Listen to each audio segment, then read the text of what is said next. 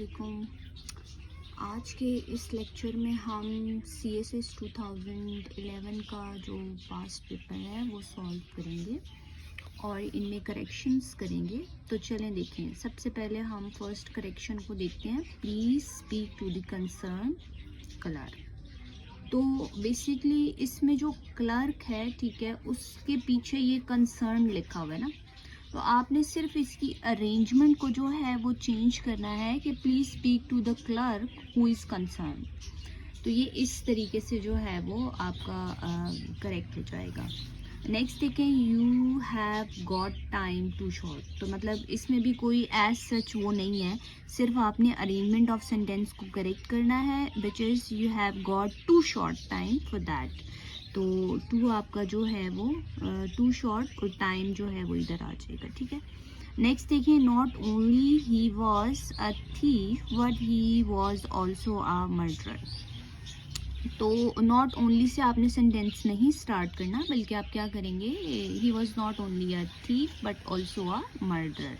तो इसको भी आपने करेक्ट प्लेस करनी है। तो देखिए, लास्ट भी हम काफ़ी एक्सरसाइजेस कर चुके हैं जिनमें उसने 2-3 सेंटेंसेस तो ऐसे दिए होते हैं जिसमें सिर्फ अरेंजमेंट को आपने जो है वो क्या करना होता है, ठीक करना होता है, या कोई एक लफ्ज़ उसने गलत लिखा होता है तो आपने उसकी जगह करेक्ट यूज़ करना होता है वर्ड का। नेक्स्ट देखें, they thought that the plan would be succeeded. Plan जो होता है वो वुड बी सक्सीडेड तो नहीं होगा, वुड बी सक्सेसफुल। तो हम इसमें सिर्फ ये मिस्टेक देखेंगे।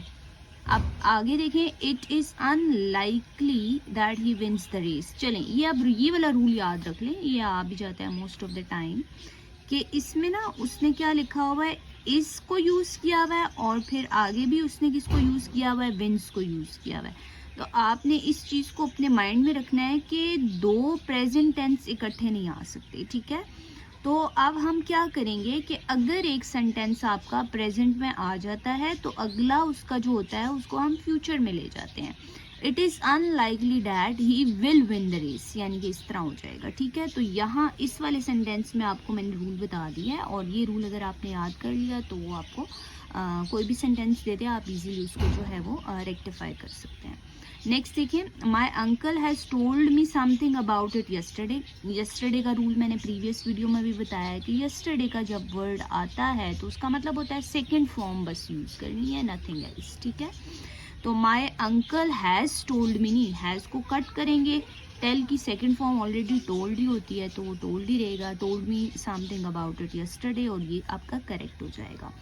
सेवंथ देखिए, I hope that by the time I would have got there it would have stopped raining. Next, अब यहाँ पे पास्ट टेंस है ना, और ये आपका फ्यूचर में जो है वो जा रहा है, वुड हैव फ्यूचर के। तो जब भी आपका पास्ट में आ जाए, ठीक है, तो आपने याद रखना है कि आपने एक ही सेंटेंस के अंदर वुड हैव 2 टाइम्स आप यूज़ नहीं करते। अगर एक सेंटेंस आपका पास्ट में आता है और उसमें अगर आपने फ्यूचर में कोई सेंटेंस कनेक्ट करना है तो आप सिंपल वुड यूज़ करेंगे, ठीक है, नथिंग एल्स। तो अब इसको हम करेक्ट करते हैं। I hope that by the time I get there, इसको मतलब आप पास्ट में लेके आए, there it would stop raining.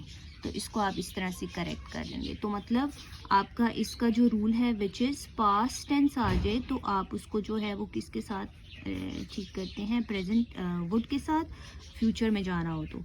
अगर इसमें जो है वो प्रेजेंट टेंस आ जाए, ठीक है, तो उसको हम लेके जाते हैं एक सेंटेंस फ्यूचर में विल के साथ, ठीक है। तो ये रूल है विच इज़ सेम, प्रेजेंट होगा तो विल लग जाएगा, पास्ट होगा तो वुड लग जाएगा, बस दैट्स इट। नेक्स्ट देखिए, they prevent the driver to stop.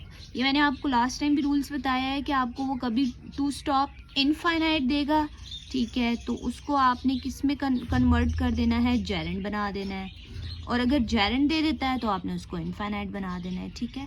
तो ये आपका जो है वो मतलब एक दूसरे के साथ ही एक्सचेंज हो जाता है। They prevented the driver from stopping, मतलब प्रेपोजिशन जो भी वहाँ पे करेक्ट आ रही होगी उसको आपने यूज़ करना है। समटाइम्स प्रेपोजिशन आती है, समटाइम्स नहीं भी आती, ठीक है, और बस आपने इसको जेरेंड में कन्वर्ट कर देना है, and that's it. I hope so कि ये वाली एक्सरसाइज भी आपको अंडरस्टैंड हो गई होगी। तो आप इस वीडियो को भी आप लाइक करें और मेरे चैनल को सब्सक्राइब करें। Thank you.